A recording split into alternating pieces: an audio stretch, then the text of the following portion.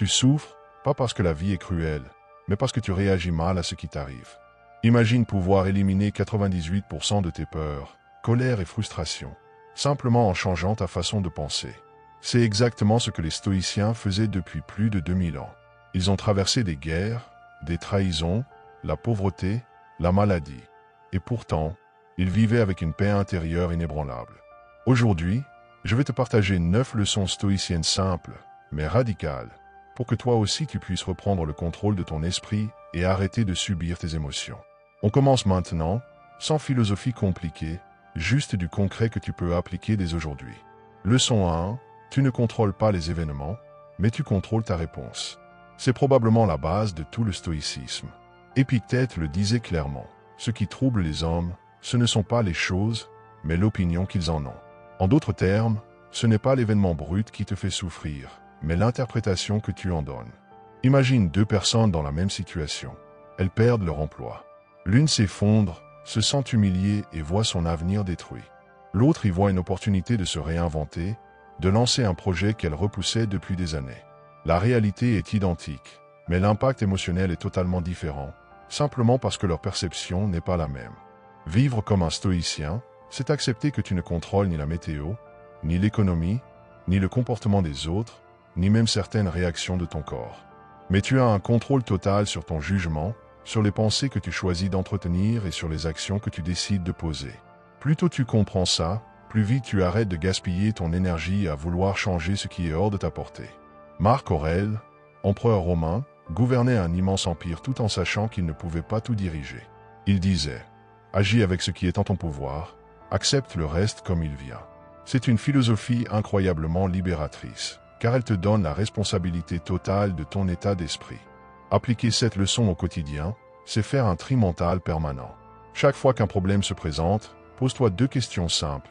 Est-ce que j'ai un contrôle direct sur cette situation? Oui, alors agis immédiatement et efficacement. Non, alors lâche prise et concentre-toi sur ce qui dépend de toi. Avec le temps, ce réflexe devient naturel et tu verras une baisse énorme de ton stress et de ta frustration. Ce n'est pas de l'indifférence ou de la passivité, c'est de l'intelligence émotionnelle pure. Tu ne subis plus tes humeurs comme un bateau sans gouvernail. Tu tiens la barre même en pleine tempête.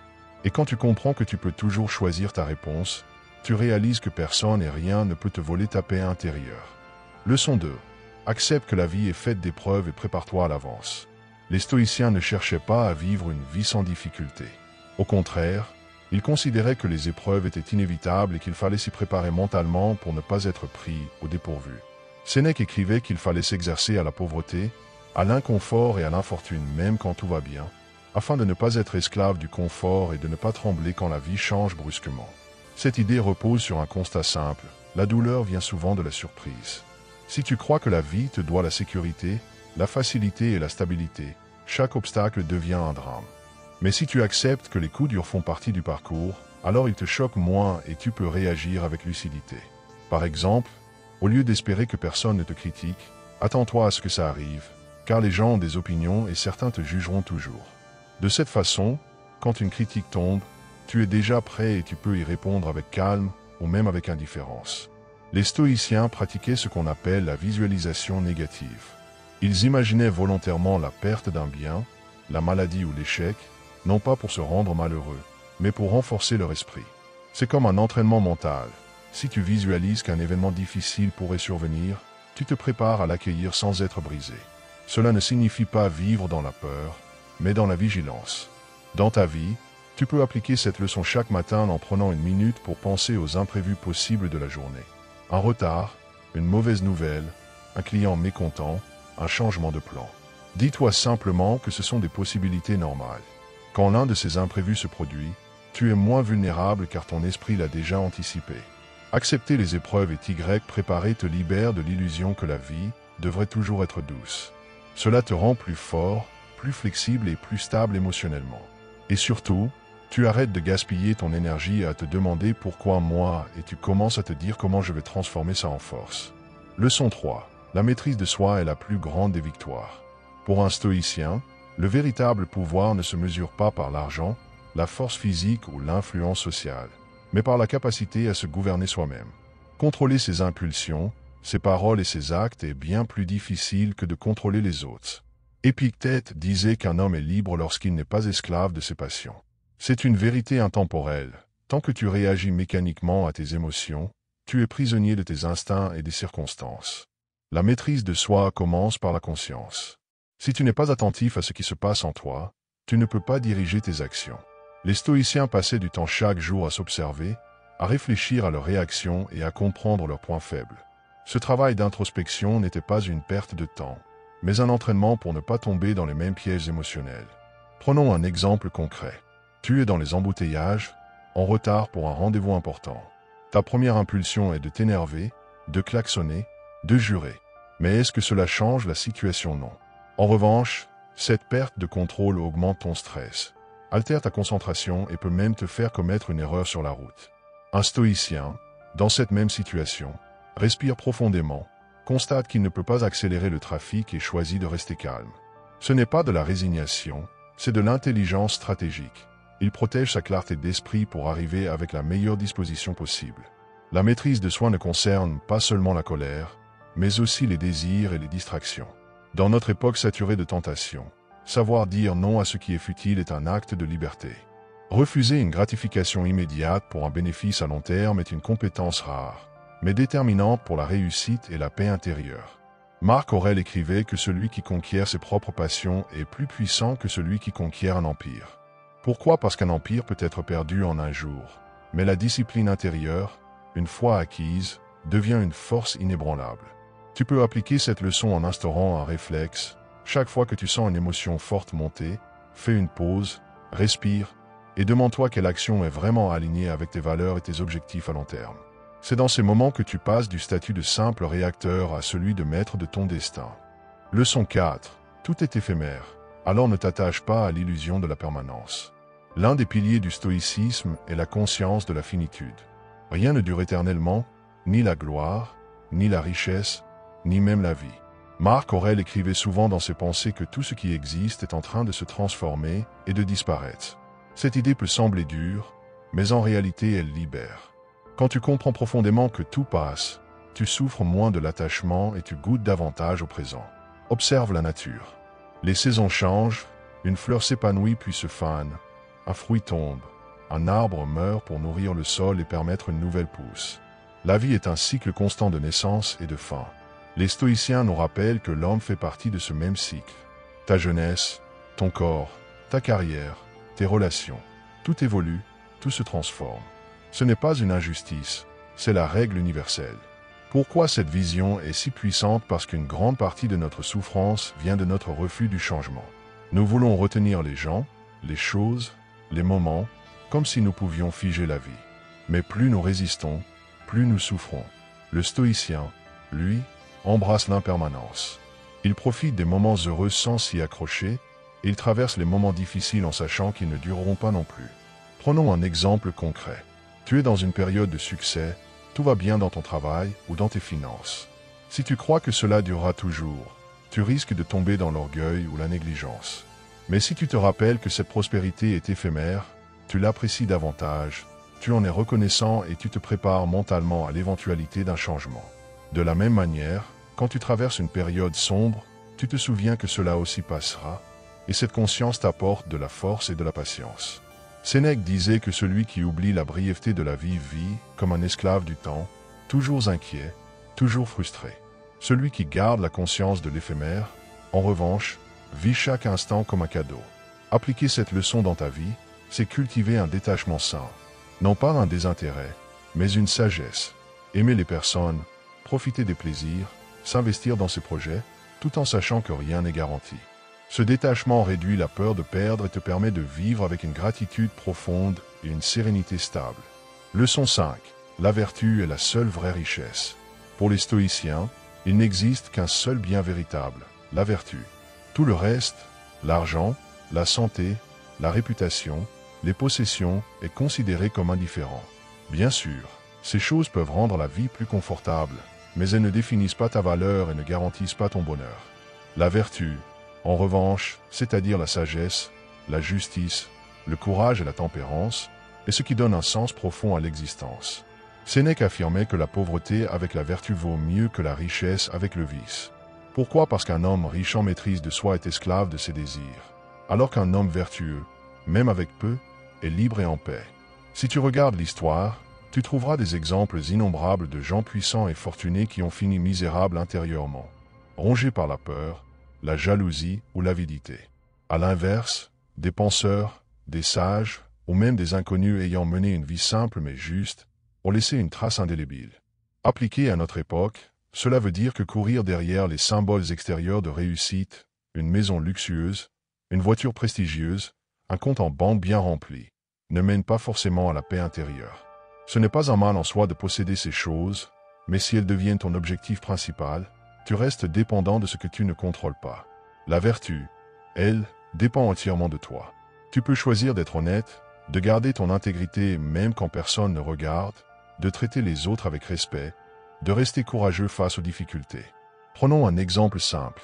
Imagine que tu dois choisir entre tricher pour obtenir un gain immédiat ou agir avec droiture même si cela te coûte. Le stoïcien choisit la seconde option, car il sait qu'il ne peut pas échanger sa paix intérieure contre un bénéfice extérieur. Le gain matériel peut disparaître, mais la satisfaction d'avoir agi avec vertu reste. Marc Aurèle disait que l'homme de bien ne recherche pas les applaudissements, mais se contente de faire ce qui est juste. C'est une leçon puissante dans un monde obsédé par l'image et les apparences. Ta véritable richesse, celle que personne ne peut t'enlever, c'est ton caractère. Appliquer cette vision, c'est réorienter tes priorités. Chaque soir, demande-toi non pas combien tu as gagné ou perdu, mais si tu as agi selon tes valeurs. Cette habitude crée une stabilité intérieure qui ne dépend pas des circonstances. Tu deviens riche d'une chose inestimable, la paix avec toi-même. Leçon 6. La mort n'est pas une ennemie, mais une conseillère. Parler de la mort effraie la plupart des gens, mais pour les stoïciens, c'était une réflexion quotidienne. Non pas par obsession morbide, mais par sagesse. Ils pratiquaient le memento mori, qui signifie souviens-toi que tu vas mourir. Ce rappel constant ne visait pas à créer de l'angoisse, mais au contraire à donner de la clarté et de la force pour bien vivre. Sénèque écrivait que nous ne manquons pas de temps, mais que nous en gaspillons énormément. Quand tu gardes la conscience que chaque journée peut être la dernière, tu arrêtes de perdre ton énergie dans les futilités et tu commences à investir ton temps dans ce qui compte vraiment. Combien de personnes vivent comme si elles étaient immortelles, elles repoussent leurs rêves, négligeant leurs proches, s'accrochent à des rancunes. Et un jour, elles découvrent trop tard que la vie est passée. Marc Aurèle, malgré son rôle d'empereur, méditait chaque matin sur sa mortalité.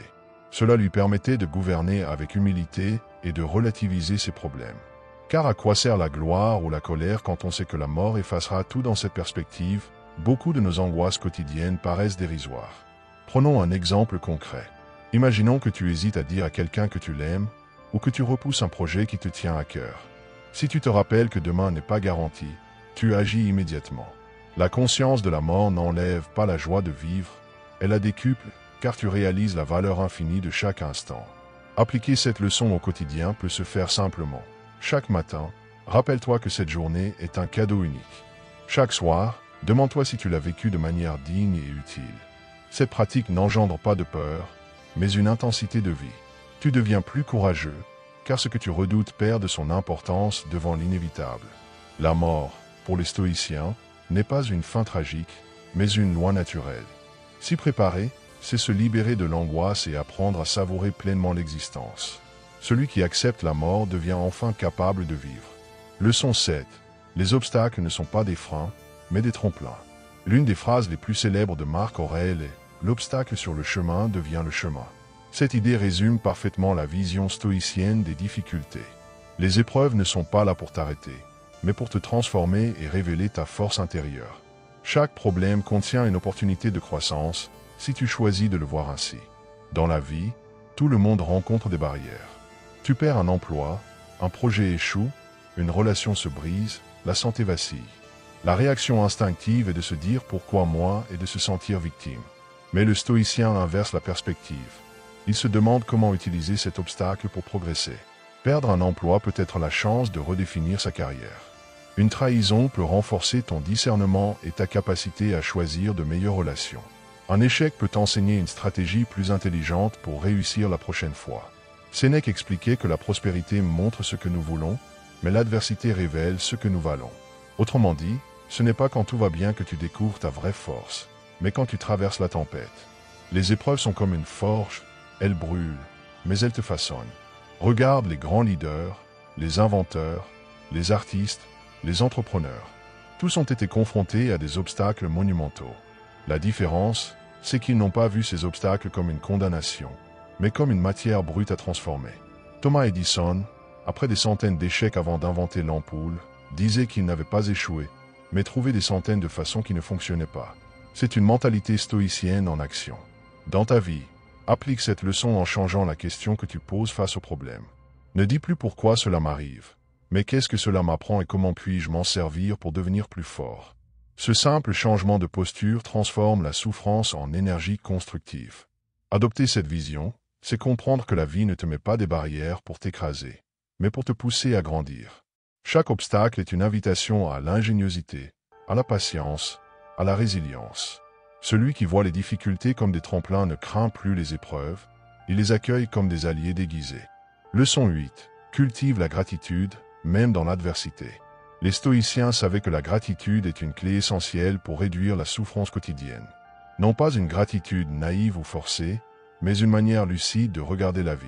Marc Aurèle écrivait dans ses méditations qu'au lieu de se plaindre de ce qui manque, il fallait reconnaître la valeur de ce qui est déjà là. C'est un changement de perspective qui transforme profondément ton rapport au monde. Pourquoi? Parce que l'esprit humain est naturellement attiré par ce qui ne va pas. Nous amplifions nos problèmes, nous ruminons nos frustrations, et nous oublions la multitude de choses qui fonctionnent. Les stoïciens, eux, cultivaient l'art de se rappeler chaque jour les bienfaits reçus, petits ou grands. Cette pratique réduit l'envie, la colère et la tristesse, car elle ramène ton attention vers l'abondance déjà présente. Prenons un exemple. Tu tombes malade quelques jours et soudain tu réalises à quel point la santé est précieuse. Mais une fois guéri, tu reprends ta routine et tu oublies ce trésor. Le stoïcien, lui, n'attend pas de perdre pour apprécier.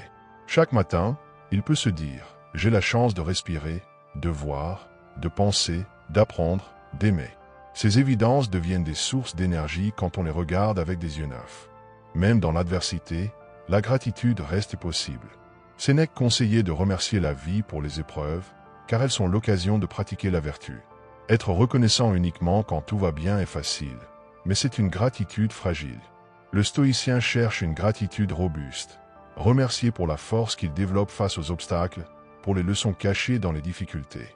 Dans ta vie, tu peux appliquer cette leçon en instaurant un rituel quotidien.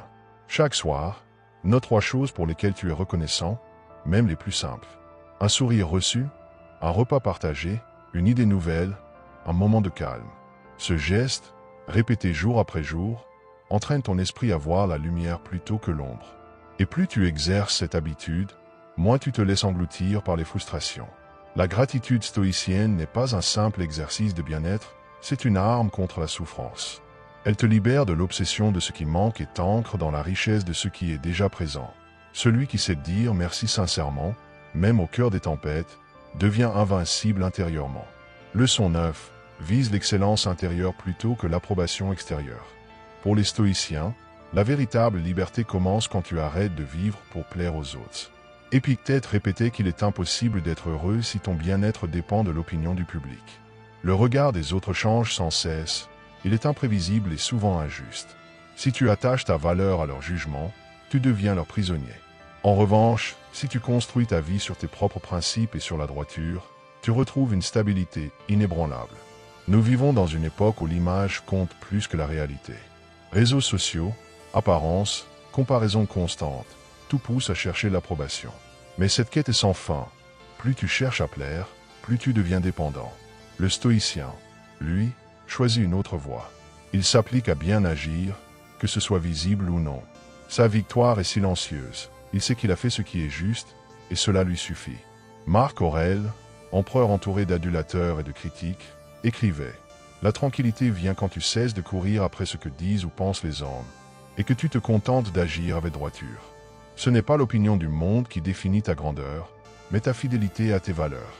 Un exemple simple, tu aides quelqu'un discrètement, sans rien publier, sans rien attendre. Tu n'as pas besoin d'applaudissements, car ton acte est en accord avec ce que tu veux être. Cette liberté intérieure est l'une des plus grandes forces qu'un être humain puisse acquérir. Appliquer cette leçon, c'est poser une question clé chaque jour. Est-ce que ce que je fais est en accord avec mes valeurs? ou seulement pour impressionner les autres? Si c'est la première réponse, continue avec confiance.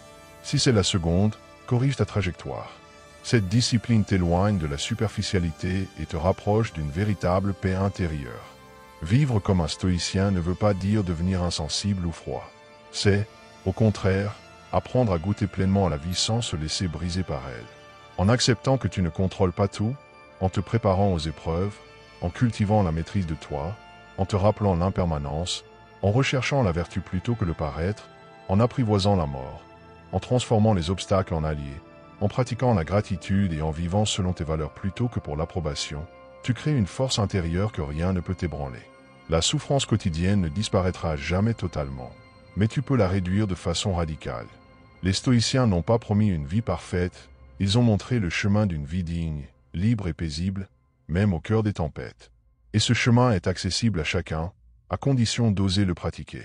Alors, la vraie question est la suivante. Vas-tu continuer à subir tes émotions et les aléas du monde, ou vas-tu choisir, dès aujourd'hui, de vivre comme un stoïcien et de transformer ta souffrance en sagesse?